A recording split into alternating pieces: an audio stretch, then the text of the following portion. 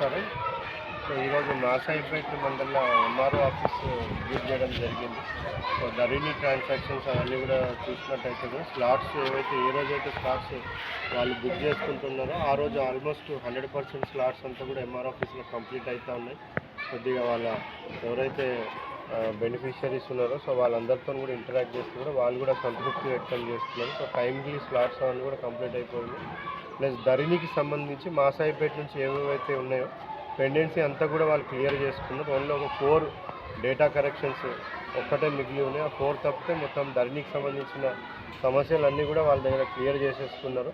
అదేవిధంగా గ్రీవెన్సెస్ ఏమైనా ఉంటే కూడా ప్రజావాణి గ్రీవెన్సెస్ అవన్నీ కూడా రాతపూర్వకంగా ఆ పిటిషనర్స్ ఎవరైతే ఉంటారో వాళ్ళందరూ కూడా రాతపూర్వకంగా సమాధానం ఇవ్వాలో, ఏవైతే మన పరిధులు అయితే అవన్నీ కూడా సమస్యలను పరిష్కరించడం, అదేవిధంగా ఏవైతే సమస్యలు సివిల్ కోర్టు కానీ వేరే ఇతర ఆఫీసర్స్ దగ్గర పరిష్కారం అయ్యేటివి ఉంటే వాళ్ళకు కూడా రాతపూర్వకంగా ఇన్ఫర్మేషన్ ఇవ్వాలని కూడా చెప్పడం జరిగింది. మరి దానిలో భాగంగా పక్కనే ఇక్కడ మండల పరిషత్ ప్రైమరీ స్కూల్ ఉంటే కూడా ఇక్కడ విజిట్ చేయడం జరిగింది. మరి దీంట్లో కూడా 4th క్లాస్ పిల్లలతో వాళ్ళతో ఇంటరాక్షన్ అయితే కూడా చాలా మంచి ఎడ్యుకేషన్ ఇక్కడ ఉన్న టీచర్స్ కూడా. నేను ఇప్పుడు వరకు విజిట్ చేసిన స్కూల్లో ఇంత ఎంతూజియాస్టిక్గా పిల్లలు మేం చెప్తాం అనేసి వాళ్ళు కాంపిటీషన్గా ఉండి మరి చాలా మంచిగా అన్ని టేబుల్స్ కూడా చెప్తున్నారు.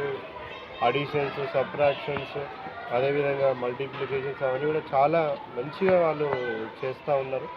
ప్రభుత్వం ఎంతనో ప్రతిష్టాత్మకంగా అమ్మ ఆదర్శ పాఠశాల కమిటీస్ ద్వారా అన్ని రిపేర్ వర్క్స్ అవన్నీ కూడా చేసి మంచి ఇన్ఫ్రాస్ట్రక్చర్ ప్రొవైడ్ చేయడం జరిగింది.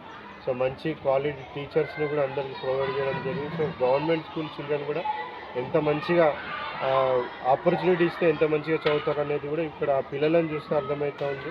ప్రైవేట్ స్కూల్లో కూడా నాకు తెలిసి ఇంత మంచిగా ఆ పిల్లలు రెస్పాండ్ కావడం అయితే నేనైతే చూడలేదు.